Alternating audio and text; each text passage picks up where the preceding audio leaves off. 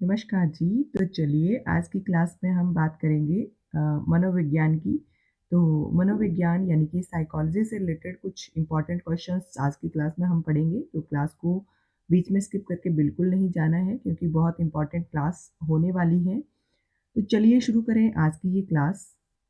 तो क्लास शुरू करने से पहले मैं आपको बता दूं कि अगर आपने अभी तक चैनल को सब्सक्राइब नहीं किया है तो प्लीज़ चैनल को ज़रूर सब्सक्राइब कर लें और अपने फ्रेंड्स के साथ भी इस क्लास को ज़रूर शेयर करें। और क्लास के एंड में मुझे कमेंट करके ज़रूर बताएं कि आपको क्लास कैसी लगी और लाइक भी ज़रूर कर दें। चलिए शुरू करते हैं। आज की क्लास का फर्स्ट क्वेश्चन जो है वो रहेगा कि बुद्धि लब्धि यानी कि आईक्यू का विस्तारित नाम क्या है?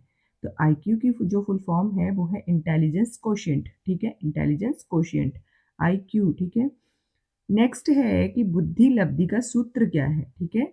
तो फॉर्मूला क्या है आईक्यू का? तो वो है मानसिक आयु अपॉन वास्तविक आयु एंड 100 मल्टीप्लाई 100 होगा। नेक्स्ट है यहाँ पर कि आईक्यू ज्ञात करने का सूत्र के आविष्कारक कौन है? अब ये सूत्र दिया किसने है, ये फॉर्मूला किसने दिया है? तो विलियम स्टोन यहाँ पर लिखा है। कई बार विलियम स्टर्न भी लिखा होता है, ठीक है?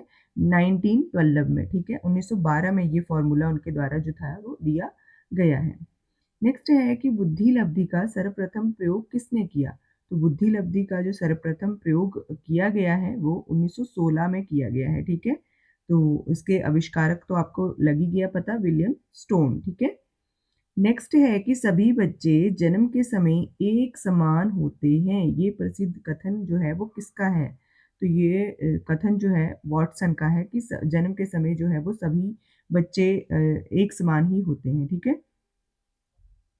नेक्स्ट क्वेश्चन है कि मानव विकास 2 कारकों पर निर्भर करता है। तो मानव विकास जो है वो 2 कारकों पर निर्भर करता है और वो 2 कारक जो हैं वो हैं जैविक और सामाजिक। आगे है कि नवीन ज्ञान की प्राप्ति होती है, तो नए ज्ञान की प्राप्ति जो है वो अनुभव के द्वारा होती है, ठीक है? आप जैसे-जैसे किसी काम को करते जाओगे, पहली बार तो आपको लगेगा कि थोड़ा टफ है या थोड़ा गलत भी हो सकता है, लेकिन जैसे-जैसे उस काम को आप करते रहोगे, तो वो अनुभव आपको हो जाएगा और वो काम जो है वो नए-नए ज्ञान आपको जो है वो प्राप्त होते रहेंगे। उदाहरण के तौर पर अगर मैं आपको एक उदाहरण दूँ कि अगर मान लो कि आप पेंटिंग्स बना रहे हो, तो आपको पहली बार जो है वो उतना ज़्यादा पता नहीं चलेगा, लेकिन धीरे-धीरे आपको पता चल जाएगा कि कौन-सी या फिर कौन-सा ब्रश जो है वो सबसे अच्छा रहेगा जैसे फूल पत्ती बनाने में या कुछ भी आप ड्रॉ कर रहे हो उसको बनाने में, तो धीरे-धीरे अनुभव के द्वारा नए ज्ञान की जो है वो प्राप्ति होती जाती है, ठीक है? नेक्स्ट है कि शिक्षा के अंतर्गत मनोविज्ञान है, तो शिक्षा के अंतर्गत जो मनोविज्ञान है वो व्यावहारिक ज्ञान है, ठीक है? क्या है? व्यावहारिक ज्ञान। थॉर्नडाइक ने अपना प्रसिद्ध प्रयोग किया था, तो थॉर्नडाइक ने अपना प्रयोग जो किया था वो बिल्ली पर किया था, ठीक है? और थॉर्नडाइक ने कौन-सा सिद्धांत दिया है वो आप मुझे कमेंट करके ज़रूर बताएँ। नेक्स्ट है कि किंडरगार्टन शब्द का किस भाषा का है? तो किंडरगार्टन जो शब्द है ये जर्मनी भाषा का है, ठीक है? जर्मन भाषा का। नेक्स्ट है कि एडोलेसेंस एडोलसेंस जो पुस्तक है उसके लेखक कौन हैं? तो स्टेनले हॉल हैं, ठीक है? कौन है? स्टेनले हॉल ने एडोलसेंस जो है वो लिखी हुई है। 0 से 25 बुद्धि वाले बालक को क्या कहते हैं? तो जिसकी बुद्धि बिल्कुल बुद्धि लब्धि जो है वो बिल्कुल ही 0 से 25 तक है यानी कि 0 टू 25 है, उसको हम कहेंगे जड़ बुद्धि बालक। क्या कहेंगे? जड़ बुद्धि बालक। नेक्स्ट क्वेश्चन है कि क्रिया प्रसूत अनुबंधन सिद्धांत किसने दिया है? तो स्किनर ने दिया है, ठीक है? स्किनर के द्वारा ये वाला सिद्धांत जो है वो दिया गया है। नेक्स्ट है कि बुद्धि लब्धि शब्द का प्रयोग सबसे पहले किसने किया था? तो बुद्धि लब्धि शब्द का प्रयोग सबसे पहले किसने किया था? वो किया था टर्मन ने, ठीक है? नेक्स्ट क्वेश्चन है कि साइकोलॉजी ऑफ मॉडर्न साइकोलॉजी का जनक जो है वो किसे कहा जाता है? तो साइकोलॉजी एंड मॉडर्न साइकोलॉजी का जनक जो है वो किसे कहा जाता है? तो विलियम जेम्स को कहा जाता है। आगे है कि किस मनोवैज्ञानिक को मनोविज्ञान का जनक भी कहते हैं? तो पशु मनोविज्ञान का जनक थॉर्नडाइक को कहते हैं क्योंकि हमने अभी पढ़ा कि इनके द्वारा जो है वो बिल्ली पर प्रयोग जो था वो किया गया था। किसका कथन है कि शिक्षा ही सद्गुण है? तो ये किसने कहा है? ये सुकरात ने कहा है कि शिक्षा ही सद्गुण है, ठीक है? नेक्स्ट क्वेश्चन कि विलियम वुंट ने सर्वप्रथम मनोवैज्ञानिक प्रयोगशाला की स्थापना कब की थी? ठीक है, तो इन्होंने की थी 1879 में, यानी कि 1879 में विलियम वुंट ने पहली मनोवैज्ञानिक प्रयोगशाला की स्थापना जो थी वो की थी। इंडियन साइकोलो तो इंडियन साइकोलॉजिकल एसोसिएशन की स्थापना हुई थी 1922 में, ठीक है? मस्तक बोध मुखी सिद्धांत का अर्थ क्या है? तो इसका अर्थ है बालक का विकास मस्तक से प्रारंभ होता है, ठीक है? मस्तक से प्रारंभ होता है। नेक्स्ट है कि सबसे पहला सामूहिक बुद्धि परीक्षण 1917 में अमेरिका में किया गया था,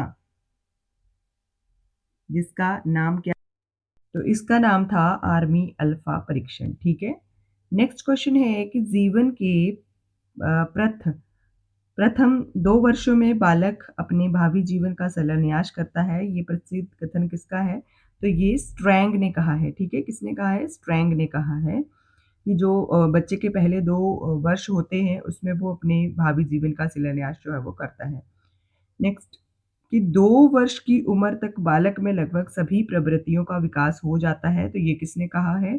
ब्रिजेस ने कहा है, ठीक है? ब्रिजेस ने। कथन दोनों ही सेम टू सेम ही लग रहे हैं, लेकिन आपने याद रखना है कि पहले जो स्ट्रैंग ने कहा है, वो उसने कहा है कि पहले 2 वर्षों में बच्चा अपने भावी जीवन का शिलान्यास करता है, और जो ब्रिजेश हैं, उन्होंने कहा है कि 2 वर्ष की उम्र तक बालक लगभग सभी प्रवृत्तियों का विकास जो है वो हो जाता है। बच्चा 2 पहले जो उसके 2 वर्ष होते हैं, उसमें जितने भी कुछ उसने सीखना होता है, वो सब कुछ सीख लेता है। इनका ये कथन है, ठीक है? सभी प्रवृत्तियों का विकास जो है उसमें हो जाता है, ठीक है? नेक्स्ट क्वेश्चन है कि एरिक्सन ने अपने मनोसामाजिक सिद्धांत में जीवन काल को कितनी अवस्थाओं में बाँटा है? तो जीवन काल को 8 अवस्थाओं में बाँटा है। एरिक्सन की थ्योरी आपने मनोसामाजिक सिद्धांत जो है वो पढ़ी होगी, ठीक है? नेक्स्ट है कि किसका कथन है कि अम, होकर खोज पर ज्ञानात्मक विकास नकल पर आधारित ना आधारित होता है? जीन पियाजे ने कहा है, ठीक है? नेक्स्ट है कि नर्सरी पद्धति के जनक कौन है? तो नर्सरी पद्धति के जनक मारिया मोंटेसरी हैं, ठीक है? नेक्स्ट क्वेश्चन है कि स्कीमा सिद्धांत के जनक कौन है? तो स्कीमा जो है वो जीन पियाजे के द्वारा दिया गया है। नेक्स्ट क्वेश्चन है कि जन्म के समय शिशु के शरीर में कितनी हड्डियां होती हैं? तो जन्म के समय शिशु के शरीर में 300 से अधिक, ठीक है? वयस्क शरीर में 206 हड्डियां होती हैं, यानी कि ऑप्शंस में कई बार 270 भी दे रखा होता है, 290 भी दे रखा होता है, 300 भी दे रखा होता है, तो आपने ऑप्शन के हिसाब से देखना है कि जो यहाँ पर कहने का भाव ये है कि जो वयस्क व्यक्ति होता है, जो बड़ा व्यक्ति होता है, जिसका पूरा विकास हो चुका होता है, उसमें 206 होती हैं, लेकिन जो छोटा बच्चा होता है, जो शिशु होता है, उसमें उससे ज़्यादा हड्डियाँ होती हैं, ठीक है? तो 300 से अधिक आप कह सकते हो, 300 से 305 तक वैसे लगभग होती हैं, ठीक है? नेक्स्ट क्वेश्चन है कि गणित संबंधी अधिगम अपंगता को क्या कहते हैं? तो जो भी मैथ को पढ़ते टाइम जो भी प्रॉब्लम्स फेस करता है बच्चा, तो उसको डिस्कैल्कुलिया कहा जाता है, ठीक है? उस अक्षमता को डिस्कैल्कुलिया कहा जाता है। नेक्स्ट है कि पढ़ने संबंधी अधिगम अपंगता को क्या कहते हैं? तो जो पढ़ने संबंधी अधिगम अपंगता है उसको डिस्लेक्सिया कहते हैं, ठीक है? लिखने संबंधी अधिगम अपंगता डिस्ग्राफिया होती है, और लिखने और पढ़ने और बोलने ये तीनों ही चीज़ें आ जाएँगी, तो इसको क्या कहते हैं? डिस्प्रैक्सिया कहते हैं, ठीक है? नेक्स्ट क्वेश्चन है कि सृजनशील बालकों का आईक्यू यानी कि बुद्धि लब्धि क्या होती है? तो जो सृजनशील बालक होते हैं, क्रिएटिव चाइल्ड्स होते हैं, उनकी होती है 120 से अधिक, 120 से अधिक होती है, ठीक है? नेक्स्ट क्वेश्चन है कि बुद्धि का संरचनात्मक जो सिद्धांत है, ये किसने दिया है? तो बुद्धि का संरचनात्मक सिद्धांत आइजैक ने दिया है, ठीक है? मैं कौन हूँ, मैं क्या हूँ, आदि प्रबल भावनाएँ जो हैं वो बालक विकास में किस अवस्था में आती हैं? तो ये किशोरावस्था के दौरान आती हैं, ठीक है? जो भी किशोरावस्था है, उसमें एडोलसेंस के दौरान ये बच्चा सोचता है कि मैं कौन हूँ, मैं क्या हूँ, ठीक है? नेक्स्ट है कि बुद्धि लब्धि को सर्वप्रथम परिभाषित किया था। तो बुद्धि लब्धि को सबसे पहले अगर किसी ने परिभाषित किया था, तो वो यूनानी लेखकों ने किया था? बुद्धि को, ठीक है। नेक्स्ट है कि आधुनिक काल में बुद्धि को सर्वप्रथम प्रकाशित किया, तो आधुनिक काल को किया अल्फ्रेड बिने ने 1904 में। उन्होंने बुद्धि के 2 प्रकार बताए थे, मानसिक बुद्धि और वास्तविक बुद्धि। नेक्स्ट है कि बुद्धि में के 2 कारक सिद्धांत किसने दिए? तो बुद्धि के द्विकारकीय सिद्धांत जो है वो स्पीयरमैन ने दिए थे, एस फैक्टर इंटेलिजेंस और जी फैक्टर इंटेलिजेंस, ठीक है। तो स्पीयरमैन आपने याद रखने हैं द्विकारकीय सिद्धांत। बुद्धि का समूह कारक सिद्धांत किसने दिया था? तो उन्होंने थर्स्टन ने दिया था, ठीक है, थर्स्टर्न ने, ठीक है। तो उनके अनुसार बुद्धि के 7 कारक होते हैं, ठीक है। बुद्धि का बहुकारक सिद्धांत किसने दिया था? तो बहुकारक सिद्धांत जो दिया था वो थॉर्नडाइक ने दिया था, ठीक है। बुद्धि का बहु बुद्धि सिद्धांत किसने दिया था? तो ये दिया था गार्डनर ने, ठीक है। और ये बहुत इंपॉर्टेंट क्वेश्चन है, ये एग्जाम में पूछे भी जाते हैं, ठीक है, ये जरूर आपने याद रखने हैं। ये जो बुद्धि वाला है, इंटेलिजेंस वाले क्वेश्चन है, ये जरूर पूछे जाते हैं एग्जाम में। नेक्स्ट है कि एक कक्षा में शिक्षक व छात्र का अनुपात कितना होना चाहिए? तो 1:30, ठीक है, यानी कि 30 विद्यार्थियों पर 1 अध्यापक, ठीक है। ये अनुपात जो है वो कक्षा का होना चाहिए। नेक्स्ट है कि शिक्षा मनोविज्ञान का उद्देश्य क्या है? तो शिक्षा मनोविज्ञान का उद्देश्य बालक का सर्वांगीण विकास है। ज्ञात से अज्ञात की ओर निष्कर्ष निकाले जाते हैं, तो ये संश्लेषण विधि द्वारा निकाले जाते हैं, ठीक है। नेक्स्ट है कि ज्ञात से अज्ञात से ज्ञात की ओर निष्कर्ष निकाले जाते हैं, तो विश्लेषण विधि द्वारा निकाले जाते हैं। सामान्य से विशिष्ट की ओर निष्कर्ष जो है वो निकालने की विधि क्या है? तो वो आगमन विधि है, ठीक है। सामान्य से विशिष्ट यानी कि जर्नल टू स्पेसिफिक का आगे है, विशिष्ट से सामान्य की ओर निष्कर्ष निकाले जाते हैं, यानी कि स्पेसिफिक टू जर्नल जो है वो निगमन विधि होगी, ठीक है, निगमन विधि होगी।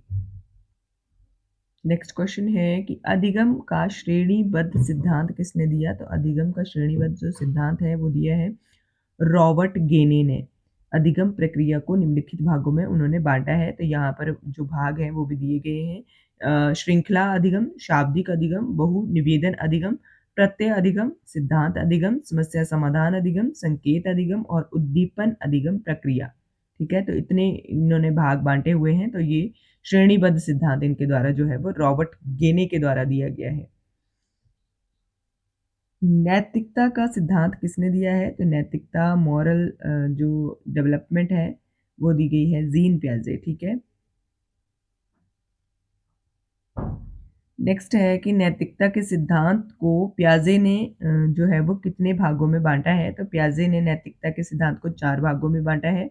आत्म केंद्रीयता की अवस्था, परातंत्रता की अवस्था, संक्रमण की अवस्था, स्वायत्तता की अवस्था, ठीक है। नेक्स्ट है कि अनुकूलन अनुक्रिया का सिद्धांत किसने दिया है? तो पैबलव ने दिया है, ठीक है। पैबलव ने। अंतर्दृष्टि का सिद्धांत किसने दिया? कोहलर ने दिया, ठीक है।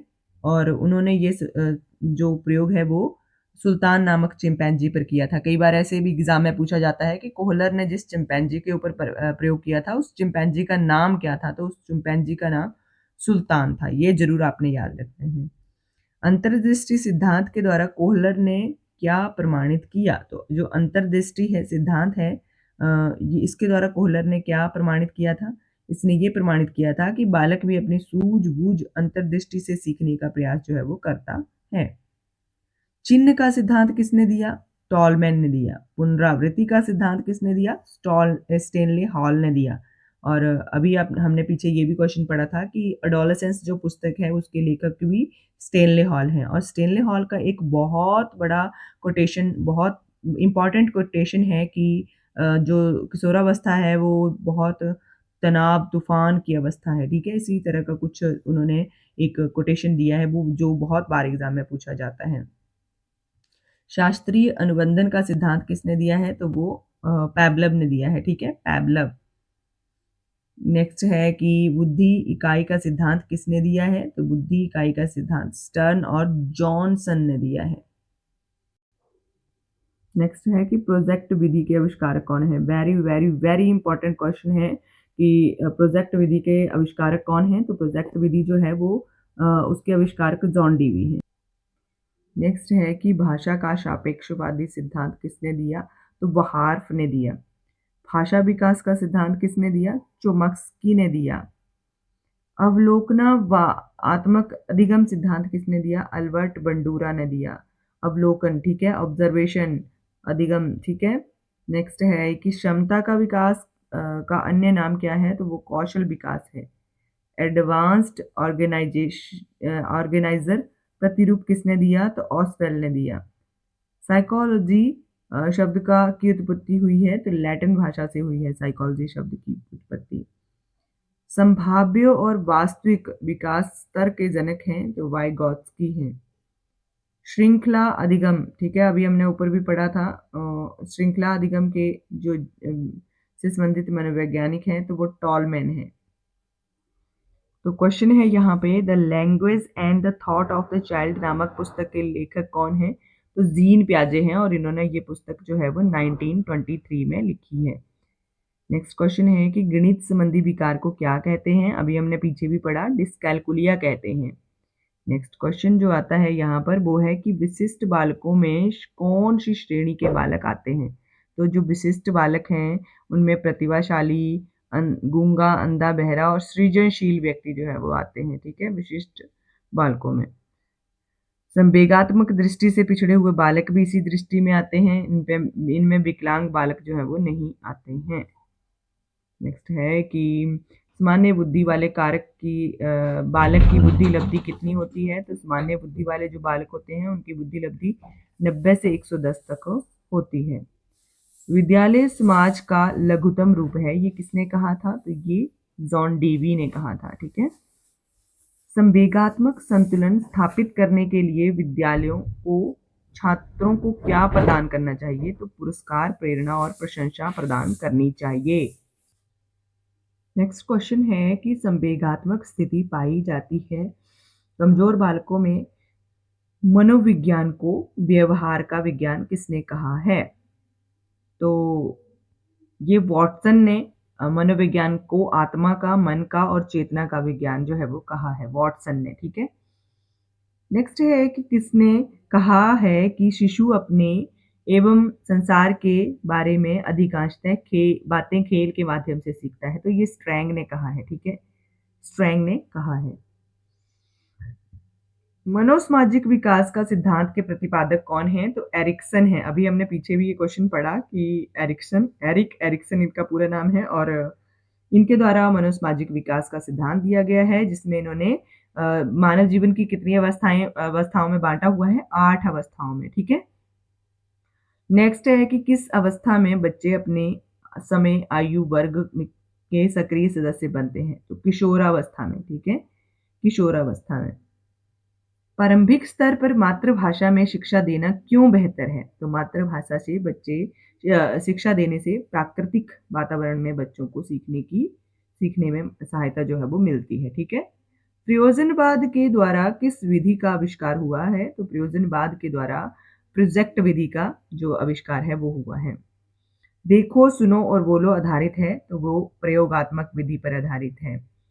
देखो, सुनो और समझो पर जो आधारित है वो प्रदर्शन विधि पर आधारित है, ठीक है। तो ये छोटा सा डिफरेंस है दोनों में, ये देख लेना आप। करके सीखना पर आधारित है यानी कि लर्निंग बाय डूइंग जो है वो प्रयोगशाला विधि पर आधारित है। नेक्स्ट क्वेश्चन है कि ब्लैक बोर्ड जो शिक्षण सामग्री के किस समूह के अंतर्गत उपयोग किया जाता है? तो वो दृश्य साधन के रूप में उपयोग किया जाता है ब्लैक बोर्ड को शिक्षण सामग्री के रूप में। बुद्धि का तरल मोजेक मॉडल किसने दिया है? तो वो दिया है कैटल द्वारा। समावेशन का अर्थ क्या होता है? सभी विद्यार्थियों को शिक्षा की मुख्यधारा प्रणाली में स्वीकार करना। भाषा को सीखने का प्रमुख विधियां कौन कौन सी हैं? तो खेल खेल में, वार्तालाप द्वारा, प्रश्नोत्तरी विधि द्वारा, कहानी सुनाकर। किस वैज्ञानिक द्वारा बताया गया था कि बुद्धि 2 प्रकार की होती है? सामाजिक आयु और मानसिक आयु और वास्तविक आयु बुद्धि। तो अल्फ्रेड बिने ने ये कहा था। 7 फैक्टर थ्योरी, तो बुद्धि का 7 स्तरीय जो सिद्धांत दिया है वो थर्नस्टन ने दिया है, ठीक है। तो आज की क्लास के लिए बस इतना ही। आई होप आपको ये क्लास अच्छी लगी होगी और आप इस क्लास के माध्यम से साइकोलॉजी के बहुत इंपॉर्टेंट क्वेश्चंस आज की क्लास में पढ़ पाए होंगे। तो आज की क्लास के लिए बस इतना ही। Thank you for watching. Channel को ज़रूर सब्सक्राइब कर लें।